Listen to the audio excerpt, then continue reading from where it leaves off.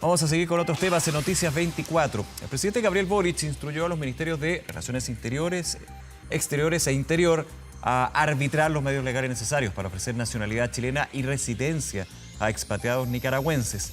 Vamos a hablar de este tema, también de la entrada en vigencia del CPTPP, conocido como TPP-11. Para eso nos acompaña el ex canciller Heraldo Muñoz. Heraldo, como siempre, muchísimas gracias por su tiempo.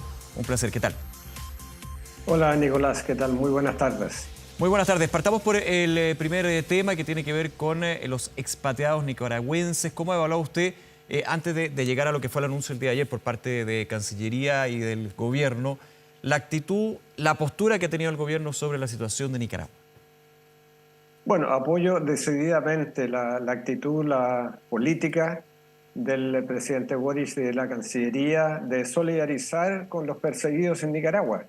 Y este gesto noble, solidario del presidente Boric de ofrecer nacionalidad a los nicaragüenses apátridas que han sido privados de su nacionalidad y han sido expulsados del país.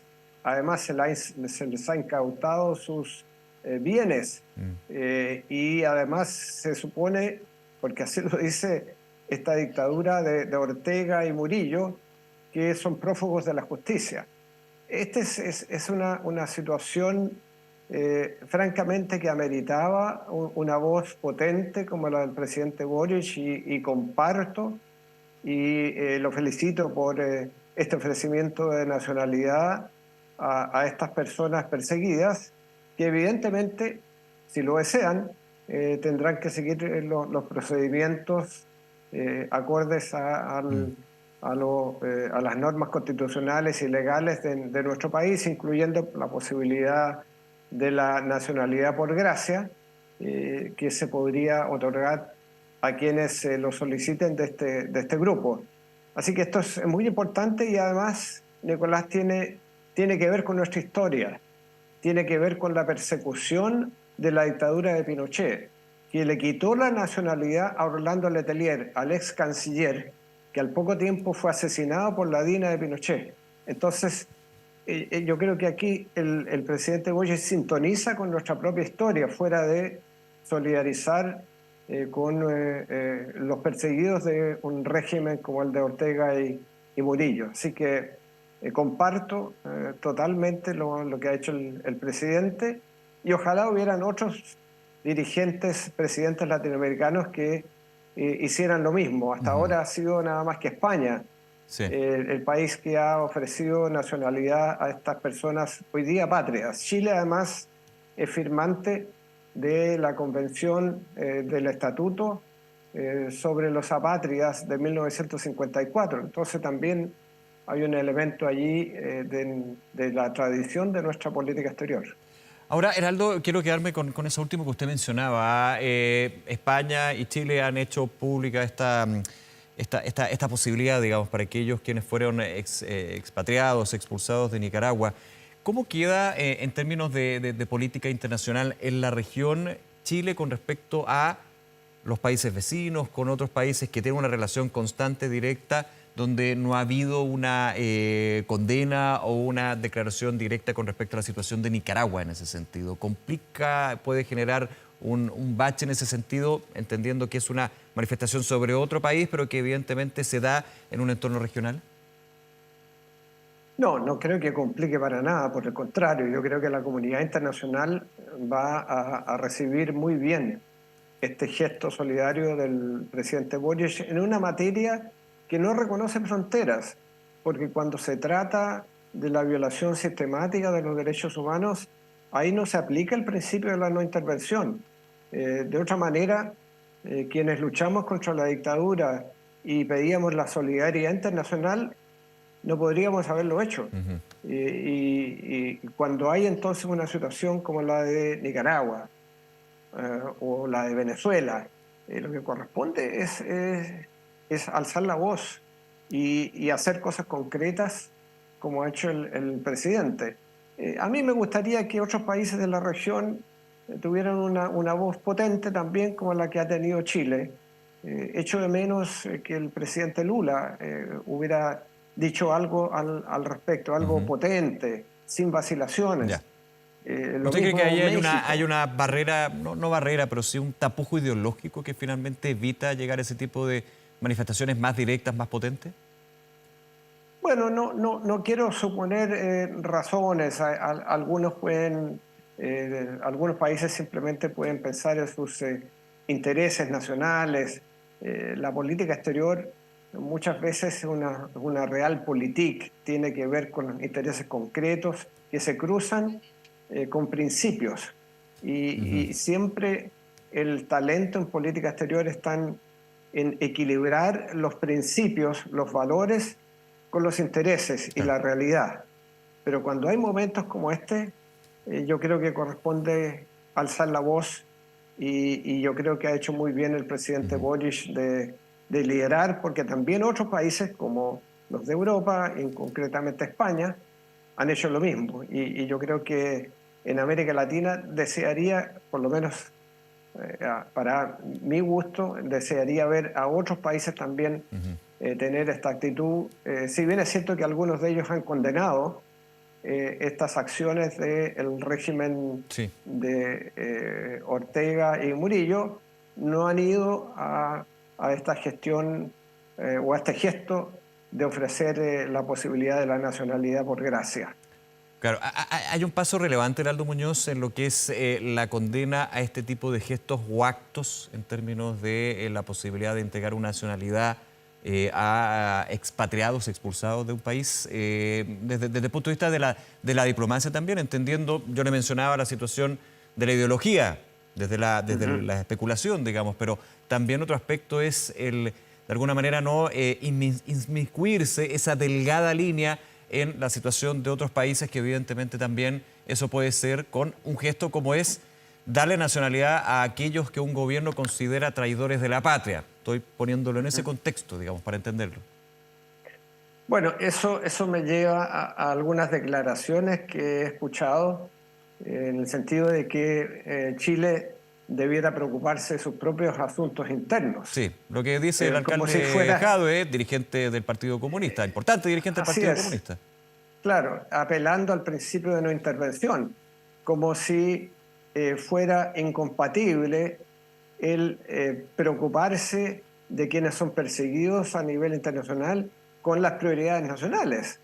Eh, yo creo que esta es nada más que una excusa para, en definitiva, apoyar al régimen dictatorial. Y aquí hay que acordarse que este régimen de Ortega ha perseguido, y eso tiene que ver con lo ideológico que tú mencionabas, ha perseguido a los propios compañeros de lucha del sandinismo, al general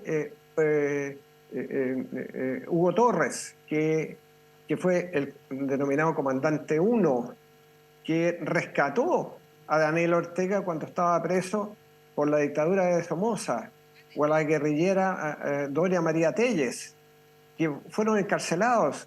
El general Torres murió en la cárcel, persiguió a Sergio Ramírez, líder sandinista que fue vicepresidente de Nicaragua, que es uno de los apátridas en este momento, a Ernesto Cardenal, que fue ministro de Cultura y líder sandinista.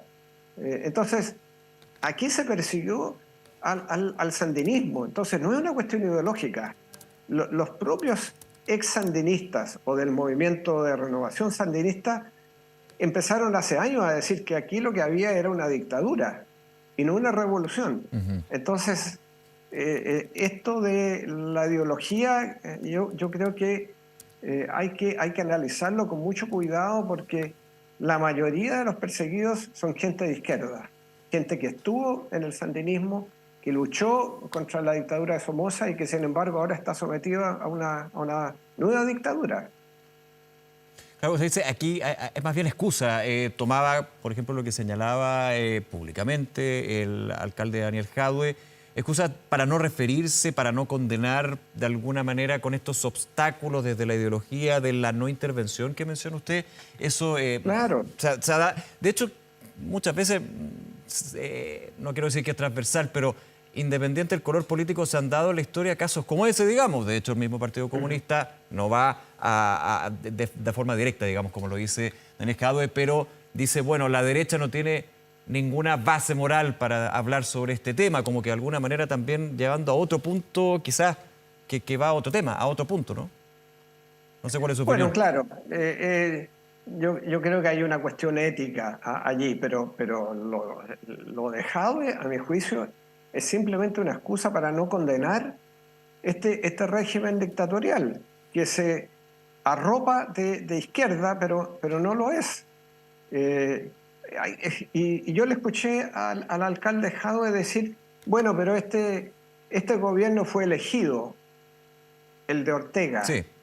Perdóneme, una elección fraudulenta donde 7 candidatos presidenciales estaban presos. Esa fue la elección, donde fue, comillas, no se da la elegido, garantía en ningún sentido. Ortega.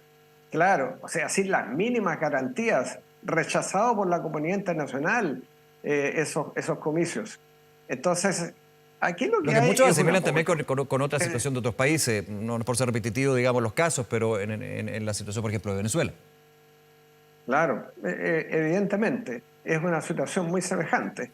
Entonces, aquí, en definitiva, estamos ante un gobierno autoritario, dictatorial, y hay que decir las cosas por su nombre y actuar en consecuencia. Por eso que el presidente Boric creo que ha actuado en consecuencia, ha sido coherente. Y creo que aquellos que lo critican, francamente, le hacen no un mal servicio al gobierno, le hacen un mal servicio a la democracia y al respeto a los derechos humanos y a una revolución que perdió el rumbo hace mucho tiempo y que derivó en la dictadura que centro, derecha, izquierda, todo el mundo califica. Entonces, no es una cuestión ideológica al final. Es una cuestión de una violación permanente a los derechos humanos, de una persecución a la prensa, de una persecución a la Iglesia Católica, del encarcelamiento a los disidentes, del asesinato a las personas que protestan. Eso es lo que está pasando en Nicaragua, lamentablemente. Y como dijo la ex guerrillera Doria María Telles, bueno, es una nueva versión de la dictadura de Somoza, lamentablemente, para un país que ha sufrido tanto como Nicaragua. Heraldo, usted mencionaba la situación y lo que usted esperaría de otros líderes regionales que condenaran la situación de Nicaragua. Ahora, ¿existen organismos regionales que uno también podría ver de alguna manera como canalizar la opinión de un Estado y otro? Pongo el ejemplo de la Alianza del Pacífico. ¿Ese es un lugar, una instancia, un encuentro donde debería justamente llegar a este punto de encuentro, o más bien es poco factible si no hay una declaración directa con gestos concretos, como usted dice, por parte de quienes integran este tipo de agrupaciones? No, la Alianza del Pacífico no. La Alianza del Pacífico se estructuró claramente para la integración económica y quedó establecido que no entraría en materias este tipo políticas, porque para eso estaba, bueno, la Fenecida UNASUR, por último la CELAC, claro. Está la propia Organización de Estados Americanos, hay otros foros internacionales para esa denuncia o esas denuncias, y la Alianza del Pacífico claramente siempre se estableció que sería una instancia de integración económica, donde lo político sería tratado en otros foros. Así que, pero hay maneras, incluso han habido declaraciones bastante afortunadas por ejemplo, Chile, Argentina, México y Brasil respecto a estos nuevos asentamientos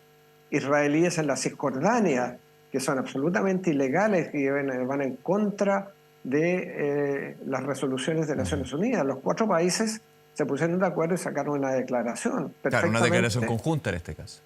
Una declaración conjunta. Entonces los 4 países podrían hacer lo mismo respecto a Nicaragua. Claro, esto a nivel de sus dentro de la estructura.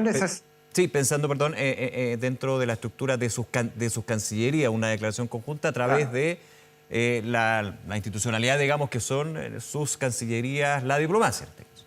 Así es, Ya. así es. No, no es necesario, por lo tanto, recurrir a una institucionalidad establecida. Ya. ¿Ah? Se pueden hacer estas declaraciones ad hoc de países que comparten ciertas visiones sobre determinados temas. Ya. Entonces, Para ese conjunto, obviamente, tiene que haber unanimidad, eso es la base. no, por cierto, por cierto. Pero ya hay precedentes en estas declaraciones que se han hecho y, como digo, la más reciente, la de estos 4 países respecto a los asentamientos israelíes ilegales en la Cisjordania ocupada. Sí. Y eso me parece que además es un tema muy presente porque acaba de haber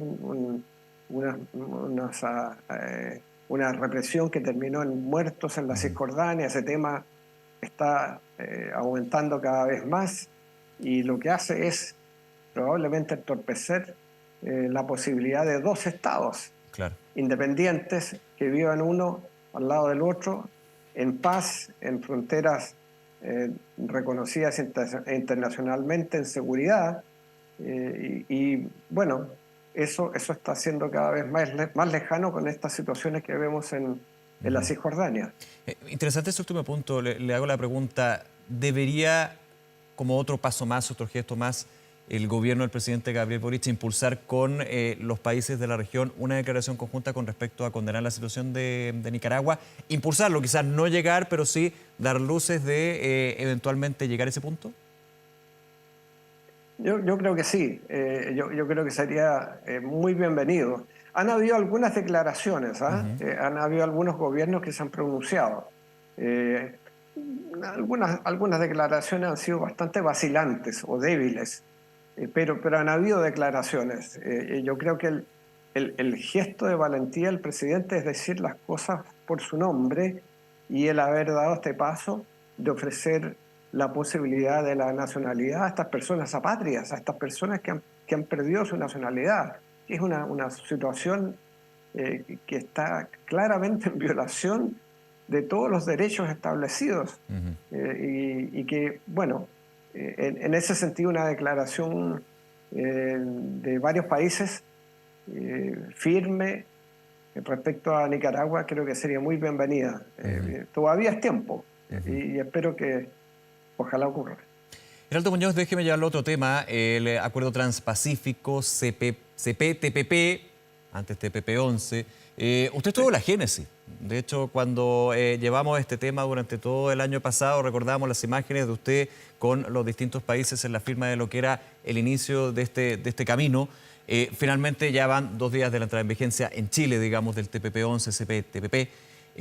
¿Cómo ve usted eso? Nos tocó conversar varias veces al respecto con un camino que en el actual gobierno se vio bastante más pedregoso con la ratificación del Congreso chileno, pero finalmente la implementación, el tema de las side letters, finalmente fueron 2 o 3 side letters, ya me perdí un poquito en eso. ¿Cuál es su conclusión al respecto ya entrando en vigencia este acuerdo?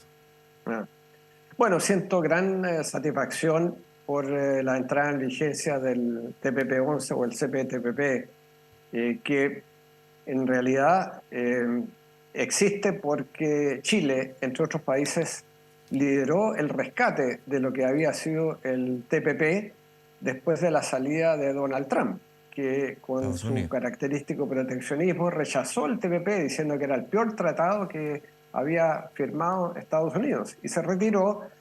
Y los otros 11 países, eran 12 originalmente, discutimos qué hacer. Yo invité a los cancilleres y las cancilleras y los ministros de comercio a Chile, nos reunimos, para mi sorpresa llegaron todos, y les propuse por qué no seguíamos adelante sin Estados Unidos. Habían escépticos en ese momento, y habían otros países temerosos incluso de seguir sin Estados Unidos y todos leíamos los editoriales en Estados Unidos que decían el TPP murió.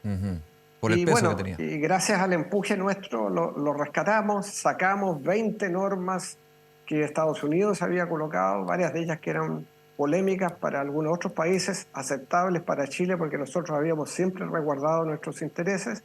Bueno, y finalmente se firma ese tratado en Chile, justamente por el liderazgo que habíamos desempeñado de la presidenta Bachelet, lo que me correspondió, el equipo de la Cancillería, y bueno, ese éxito donde salvaguardamos todo aquello que teníamos que salvaguardar de nuestros intereses, de nuestra soberanía regulatoria, empezó a ser aprobado por los demás países y nos fuimos quedando atrás. Bueno, yo creo que ha sido muy positivo que el presidente Boric al final haya seguido la ratificación o la aprobación más bien del Congreso Nacional, el Senado, el último paso, y que al final haya depositado entonces este tratado y haya entrado en vigencia, pese a la side letter, que para mi juicio fue un devaneo bastante inútil, que tenía que ver más bien. ¿Usted cree que fue inútil, pero en términos de las que finalmente se concretaron, 2 o 3, no me acuerdo bien el número, de más de 20, un tema así, o porque finalmente era un proceso innecesario? Recordemos que buscaba el tema de la resolución de conflictos, que ponía en duda, el gobierno señalaba que aquí faltaba otro paso y que lo iba a ver directamente con los países involucrados. ¿Usted cree que era necesario llegar a esto de las cartas bilaterales? Era innecesario porque el TPP-11, en lo que respecta a las controversias entre inversionista y Estado, protege de mejor manera nuestros intereses regulatorios en distintas materias, desde salud, medio ambiente, pasando por todo lo que las prioridades legítimas de un país de regular, que los tratados bilaterales que Chile tiene. Y esto, el gobierno del presidente Boric terminó diciéndolo exactamente como lo habíamos dicho nosotros en una declaración conjunta con Canadá, en la supuesta carta, porque no es, o sea, Canadá no dio el side letter, pero firmó una declaración donde se dice exactamente lo que habíamos dicho nosotros desde el momento en que yo, paralelamente al TPP-11, firmé un acuerdo con Nueva Zelanda y con Canadá estableciendo que los mecanismos de solución de controversia del TPP-11 salvaguardaban plenamente nuestra soberanía y que sin embargo íbamos a mirar la discusión porque claro, nos gustaría que se pudiera materializar la propuesta de la Unión Europea de tener un tribunal permanente. Eso sería lo ideal. Pero entre tanto, lo que está en el TPP-11 es mejor de lo que tenemos en los acuerdos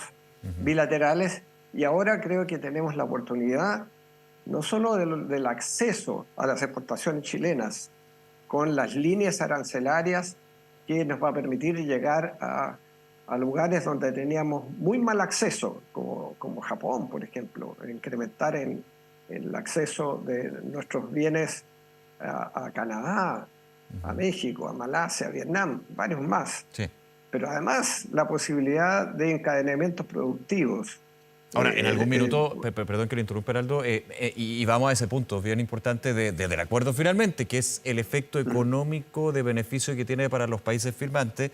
Recuerdo al comienzo de la discusión para este gobierno, cuando asume el director de Relaciones Económicas Internacionales, hablaba del impacto más bien marginal que tendría el ratificar el CPTPP con respecto a que esto ya era abordado por ejemplo, los tratados de libre comercio. ¿Cómo ve usted esto? Que finalmente también era un punto y argumento para, muchos dijeron en su minuto, dilatar lo que era finalmente la entrada de vigencia de algo que sentían más bien estaba obligado para un gobierno porque ya había pasado por un poder del Estado como el legislativo.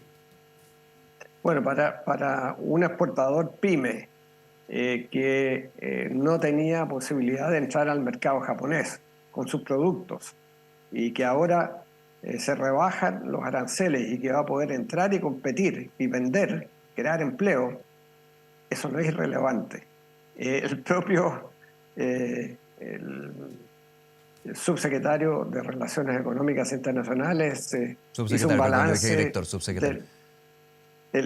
Sí, el subsecretario hizo un balance positivo del comercio exterior y dijo que el incremento de las exportaciones al TPP-11, a los países del TPP-11, era uno de los éxitos más recientes. Bueno, ese éxito se va a expandir aún más con estas posibilidades, pero no se limita el TPP-11 a eso. Tiene que ver con la acumulación de origen, que es el cambio de las reglas de origen para permitir los encadenamientos productivos, para que Chile pueda importar materia prima de algunos de los países del bloque, elaborarlo en Chile, agregarle valor y reexportarlo. Eso es encadenamiento productivo y eso lo permite el TPP-11, salvaguardando todos nuestros derechos laborales, ambientales, de equidad de género, porque así está establecido. Entonces, y además vamos a estar sentados finalmente, Nicolás, y esto es bien importante, vamos a estar sentados en la mesa de negociaciones para los países que quieren acceder al TPP-11. Ya está encaminada la negociación con el Reino Unido. Sí. Y entonces vamos a poder estar allí para decir, bueno, esto nos interesa y salvaguardemos nuestros intereses. Lo mismo cuando comience una negociación con China. ¿Cómo ve usted la posibilidad de que China se incorpore a este acuerdo, entendiendo cuando sale Estados Unidos, de hecho en algún minuto China plantea la posibilidad de crear un nuevo TPP-11, digamos, pero haciendo el peso de lo que era la salida de Estados Unidos? Estamos hablando de la segunda mayor economía del mundo. ¿Cómo lo vería usted esa posibilidad? Y si finalmente también sería un beneficio para los países que están ya dentro de este grupo.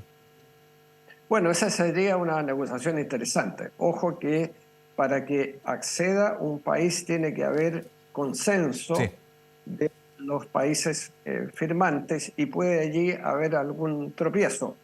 Pero China en su momento creó un esquema de integración bastante menos ambicioso que el TPP-11, que se llama el RCEP, con países de ASEAN.